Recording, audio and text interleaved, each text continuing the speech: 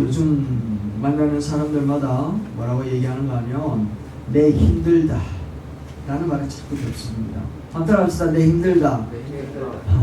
정말 힘든 것 같습니다. 시작하면서 말씀 듣는데 무슨 내 힘들다는 얘기를 하노 싶은 생각이 들죠. 내 힘들다라는 그 글자 문장을 거꾸로 읽어보면 어떻게 되는 줄 아십니까? 내 힘들다 거꾸로 읽어보면 다들 힘내 이런 뜻이랍니다. 그죠? 똑같은 상황인데 앞에서 읽어보면 내 힘들다고 뒤에서 읽어보면 다들 힘내라고 하는 것처럼 똑같은 상황인데 우리가 어떤 안목으로 바라보느냐에 따라서 그게 우리에게 격려가 되기도 하고 우리의 탄식이 될 수도 있다는 거죠. 어떻게 하든지 우리는 믿음으로 말미암아 하늘로부터 주어지는 격려와 위로를 받음으로 오늘도 승리해 나가는 주의 자녀들 되기를 주의 이름으로 축원합니다. 네. 오늘 제목이 무엇인가 하면 성도가 힘써야 될 때를 힘쓰면 뭐가 달라진다고요? 세상은 달라지게 되어 있다는 겁니다. 믿으십니까? 여러분 성도들이 어디에 힘을 쓰느냐에 따라서 세상의 심판이 오느냐 아니면 하나님의 은혜가 임하느냐 달려있다는 거죠. 노아 홍수 때에 하나님의 아들들이 세상 가운데서 모든 시선들을 그곳에 집중해서 그곳에 힘쓰다 보니까 하나님의 심판이 임하더라는 겁니다. 그런데 하나님의 자녀들이 하나님의 영광과 또 하나님의 복음을 위하여 힘을 쓰니까 그 자리에 교회가 세워지고 하나님의 나라가 확장되어져 가더라는 것이지요. 죽은 자가 살아나고 병든 자가 치유되어지고 문제가 해결되어지더라는 겁니다. 그래서 우리 성도들이 어디에 힘쓰느냐에 따라서 세상은 당연하게 달라질 수밖에 없다 라고 하는 것에 대한 분명한 확신을 가지고 설 수 있게 되기를 주의 이름으로 축원합니다. 오늘날 많은 사람들이 힘쓰면서 살아갑니다. 정말 어려운 시절이니까 힘쓰지 않으면 이 시대를 살아갈 수 있는 여력이 없는 것 같아요. 그래서 정말 최선을 다해서 살아가는데 살아가면 갈수록 이 악순환이 계속 반복되어지는 건 왜 그런지요? 힘쓴 만큼 우리에게 좋은 결과가 다가와서 우리들이 야 그렇지 라고 하는 그런 더 힘쓸 수 있는 여력이 생겨야 되는데 힘을 쓰면 쓸수록 이거는 완전 마이너스가 되니까 힘 안 쓸란다 이런 상황으로 가버리더라는 거죠. 그러나 분명한 것은 더욱더 힘을 써야지 되는 시대를 살아가고 있고 또 최선을 다하여 살아가는 그런 시대에 서 있는 것인 줄 압니다. 그것처럼 우리 성도들도 이 시대를 살아가면서 힘을 쓰고 살아가야 되지만 반드시 놓치지 말고 살아야 될 것이 있는데 그것이 무엇인가 하면 오늘 우리에게 약속하시는 하나님의 말씀이 있다라는 것이죠. 우리가 세상 가운데서 최선을 다하고 우리 성도들이 힘을 다하여 살아갈 때 하나님은 우리 인생을 인도하실 줄로 믿습니다. 믿습니까? 잠언서 16장 9절 말씀입니다. 사람의 마음으로 자기의 길을 계획하고 그 길을 따라서 최선을 다해서 살아가지만 그러나 궁극적으로 그 걸음을 인도하시는 분 누구라고요? 여호와시다. 할렐루야. 네. 하나님이 우리를 붙들고 인도하고 계신다라는 것을 솔로몬은 우리에게 가르쳐 주는 거예요. 온갖 지사 세상의 모든 지혜를 가졌던 그 위대한 왕 솔로몬이 하는 말이 뭔가 하면 우리의 발걸음이 내 뜻대로 되는 게 없다 이야기예요. 그런데 우리의 발걸음은 누구의 뜻은 온전하게 이루어진다? 하나님의 뜻대로 되어진다. 그래서 우리는 믿는 많은 가치가 있다는 거죠. 여러분의 발걸음도 하나님이 인도하고 있는 줄로 믿습니다. 네. 아멘. 지금 내 눈에 보이는 게 뭐 이런 생각이 들지만 그러나 우리들의 인생의 총합은 언제나 하나님의 은혜가 충만한 줄로 믿습니다. 네. 우리가 인생의 순간순간마다 간섭하셔서 하나님의 뜻을 온전하게 이루는데 그래서 우리가 딱 인생의 끝에 뭐라고 이야기하는가 하면 로마서 8장 28절 합력해서 선을 이룬다. 아멘. 이 부분은 무슨 뜻인가 하면 아까 말씀드렸지만 인생의 총합은 하나님의 선이 이루어진다는 겁니다. 지금 내가 정말 어렵지만 그러나 어렵기만 한 사람은 없더라는 거죠. 기쁨도 있었고 즐거움도 있었고 웃음도 있었다라는 겁니다. 그 모든 합과 지금 내가 어려워 죽을 지경에 있는 이 합을 딱 깡그리 모아가지고 딱 총합을 내어보면 그게 하나님의 은혜라는 것이죠. 믿습니까? 네. 이게 하나님이 합력해서 선을 이루어가는 방법이라는 겁니다. 그래서 초대교회 성도들은 얼마나 힘을 써서 살았는지 힘을 쓰고 살았는 것이 5가지가 있습니다. 첫 번째는 모이기를 힘썼다고 얘기를 합니다. 그리고 두 번째는 모여서 말씀 배우는데 힘을 쏟았대요. 그리고 세 번째는 서로 교제하는 데 힘을 쏟았고 은혜를 기억하면서 복음 전파하는 데 힘을 쏟았으며 또 기도하기에 힘썼다라고 얘기합니다. 이와 같이 하나님 앞에 힘써야 될 것들을 이들이 힘썼더니 결국에는 그 지역에 핍박과 어려움과 환란이 다가왔지만 그 속에서도 하나님의 나라는 정말 불과 같은 역사가 나타났다라는 것이죠. 하나님의 하늘로부터 주어지는 놀라운 축복이 환경 때문에 주어지는 것이 아니라 하나님 앞에 우리가 무엇을 힘쓰느냐에 따라서 역사하고 나타나게 될 줄로 믿습니다. 그래서 우리는 가정마다 어려울 때 힘써야 될 때 힘써야 된다는 거죠. 어디에 힘을 쏟아야 될 것인가, 이 부분은 우리가 반드시 기억을 해야 되고, 그래서 우리 성도들이 힘을 쓰며 애를 쓰고 다짐하며 달려가야 될 부분들이 있는 줄로 믿습니다. 자, 그렇다면 우리들이 이렇게 힘을 쓰고 애를 쓰고 궁극적으로 우리가 어디를 향하여서 힘을 써야 될 것인가, 그 방향성이 어디 있는가 하면 베드로전서 1장 11절 말씀입니다. 베드로후서 1장 11절 말씀입니다. 이 말씀을 준비하다가 이걸 탁 받아들고는요, 얼마나 좋아하는 무릎을 탁 쳤습니다. 맞아. 이같이 하면 우리가 기를 쓰고 애를 쓰고 힘을 다해서 지금 오는 우리 이 현실에서 믿음 생활하고 신앙 생활하는 모든 일들이 궁극적으로 어디를 향하여 있는가 하면 하나님의 나라, 그의 영원한 나라, 눈물이 없고 기쁨이 없고 허리 아픔이 없고 좀 자고 일어나면 어떻게 살아야 될까 이 걱정이 없는 나라, 늙음이 없고 정말 이거 살 빼야 되나 안 빼야 되나 이런 걱정 안 해도 되는 나라, 영원한 나라에 넉넉하게 들어가는 게 우리의 방향성이고 우리의 목적인 줄로 믿습니다. 이와 같은 것들을 우리에게 허락하시며 넉넉하게 해놓았다는 거죠. 이런 영원한 처소 하나님의 나라에 넉넉하게 들어가기 위하여 우리 성도들이 힘을 써야 될 게 무엇인가? 그 첫 번째가 바로 믿음이라는 겁니다. 믿음. 한번 따라합시다. 믿음에 힘씁시다. 이게 날마다 믿음의 힘을 써야지 되는 거예요. 한번 믿음에 힘썼다면 다음에 믿음에 힘 안 써도 되느냐, 이거 아니라는 거예요. 우리에게는 사탄이 멈추어진 적이 없고 사탄의 유혹이 우리 가운데 찾아오지 않을 때가 없다라는 겁니다. 제일 많이 찾아올 때는 뭔가 하면 예수님을 향하여 내가 뭔가 해야지 라고 결단하는 순간 사탄이요 비상계엄령을 선포하는 거예요. 그래서 여기저기 있는 모든 사탄들을 다 긁어 모아가지고 그렇게 결단했는 거에다가 안 그래도 된대 라고 하는 그런 생각을 집어넣는다라는 거예요. 그래서 결단한 순간 우리는 반드시 무엇을 찾아가야 되는가 하면 믿음을 찾아야 되는 거예요. 할렐루야. 한번 따라합시다. 믿음에 힘씁시다. 오늘도 우리가 여기 찾아온 이유는 믿음의 힘을 쓴 것이라는 것이죠. 여러분, 우리가 믿어야 되는데 뭘 믿어야 되는가 늘 우리가 여러분들이 계속해서 말씀드리는 겁니다. 히브리서 11장 6절 말씀에는 믿음이 없이는 하나님을 기쁘시게 못한대요. 그렇다면 우리가 믿는데 무엇을 믿어야지 되는가 하면 반드시 그가 어떤 거요? 계신다는 거예요. 하나님이 계시는 거 맞습니까? 여러분이 믿는 하나님은 죽었습니까? 살았습니까? 대답 한번 해보세요. 살았습니까? 죽었습니까? 그러면 살았던 것처럼 살아야 되잖아요. 그죠? 여러분이 믿는 하나님은 아무것도 못하는 하나님입니까? 아니면 모든 걸 할 수 있는 하나님이십니까? 모든 것을 할 수 있는 하나님인 줄로 믿습니다. 우리가 믿는 하나님은 죽은 자를 못 살리는 하나님입니까? 아니면 죽은 자도 살려내시는 하나님입니까? 살려내시는 하나님이요. 없는 것도 있게 하시고 있는 것은 더 풍성하게 하시는 그런 하나님이신 줄로 믿습니다. 아멘. 그런 하나님이 계신다라는 거예요. 계신다라는 거예요. 어디 계신다고요? 우리와 함께 계신다라는 겁니다. 그래서 이것을 사자성어로 이야기하면 생사화복이라고 이야기하고 생로병사라고 얘기를 한단 말이에요. 이 모든 게 누구에게 달렸다고요? 주께 달렸잖아요. 주님께 달렸고 주님께서 함께하고 계시고 지금도 계신다라는 거예요. 할렐루야. 야곱이라고 하는 그 형제가, 야곱의 형님이 있었는데 형님하고 나이 차이가 얼마나 많이 나는 줄 아시죠? 야곱하고 에사하고 나이 차이가 굉장히 많이 나는데 5분 차이 납니다. 5분 차이가 나는데 이 형 에서는요 아버지한테서 장자의 모든 축복과 권한과 권리를 다 받은 사람이었어요. 그래서 어릴 때부터 자기가 하고 싶은 거 다 했는 거예요. 그래서 집안 돌아보지 않고 들로 산으로 다니면서 짐승 잡고 사람들과 어울려 다니면서 자기가 하고 싶은 거 다 했던 거. 왜? 장자였기 때문에. 그런데 차자였던 야곱은 장자에게 주어진 권리를 하나도 못 받은 거예요. 그러니까 자기가 할 수 있는 건 아무것도 없어.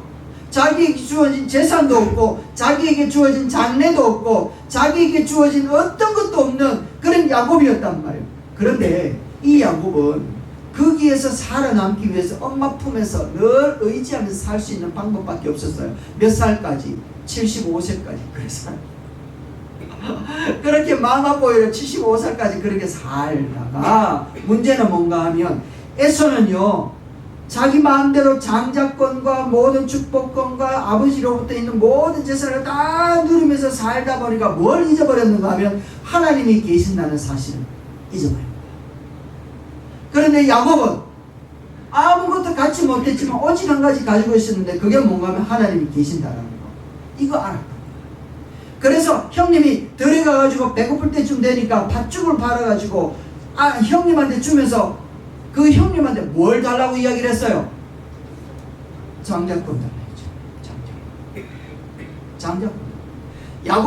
에스한테는 이 장자권이 있으나 없으나 자기는 지금 자기가 할 수 있는 모든 권한과 권력과 모든 세력들을 다 갖고 있었기 때문에 하나님으로부터 주어지는 이 장자권 더 이상 필요가 없었던 거예요. 그런데 야곱 같은 경우에는 하나님으로부터 주어지는 이 장자권 없으면 살아갈 수 있는 방법이 없네. 엄마 죽으면 끝이거든. 그래서 하나님으로부터 주어지는 이 장자권이 필요하다. 하나님이 계신다는 이 사실을 부여잡고 하늘로부터 주어지는 장자권을 택하기를 선택한 거예요. 여러분 그로부터 주어지는 그의 인생은 판이하게 다르죠. 여러분 하나님이 계신다는 것을 믿으십니까? 네.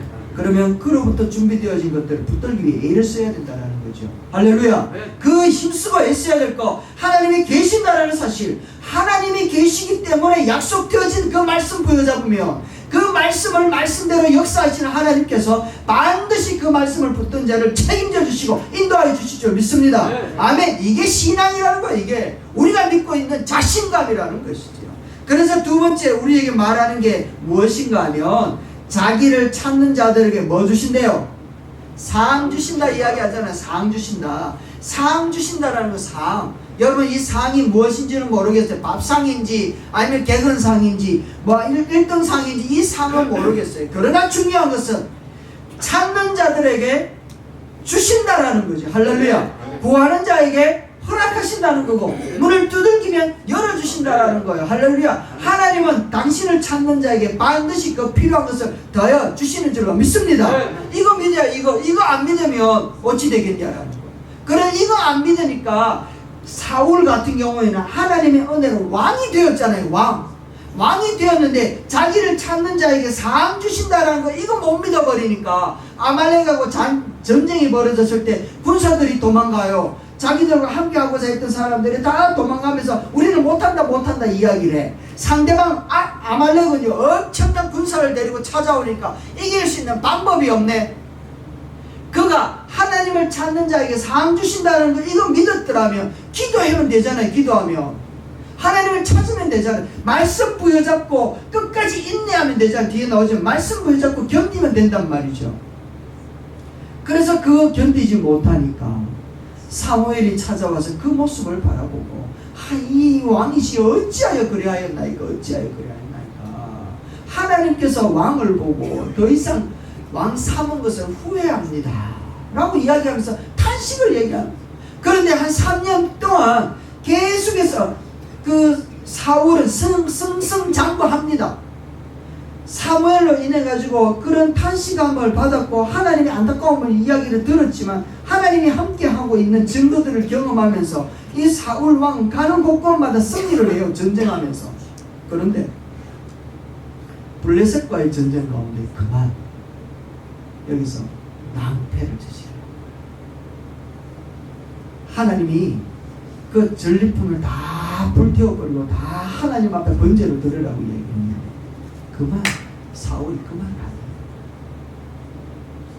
그래가지고 그 좋은 것들은 자기 입마에 붙게 달고 병들고 상처받고 늙었고 볼품 없는 것은 하나님 앞에 번제로 드려.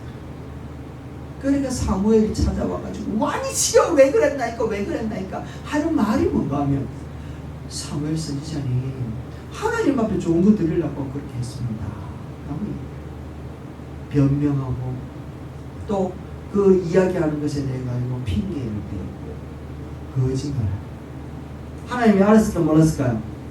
아시죠. 그래서 순종이 제사보다 나아요. 순종이 제사보다 낫다니까요. 제사 백날 드려봐도 불순종하는 거 아닙니다. 된다 이 얘기합니다. 사울은 하나님이 계신다라는 사실과 또한 그를 찾는 자에게 상 준다라는 사실을 놓쳤고, 한번 따라합시다. 하나님 계신다는 것과 찾는 자에게 상 주십니다. 이 믿음을 갖고 있어야 돼요. 이 믿음. 여러분들이 믿는 하나님은 정말 살아계십니까? 네. 여러분이 믿는 하나님은 찾는 자에게 상 주시는 분이십니까? 네. 아멘 아멘. 그거 믿는다면 이제는 지식을 우리가 깨달아야 돼요. 믿는 것과 지식은 다르다는 거예요. 세 번째는 집사님, 믿는 것과 지식은 달라요. 왜냐하면 우리는 믿어야 될 거 믿어야 되는데 지식으로 배워야 될 걸 믿고 있다라는 겁니다.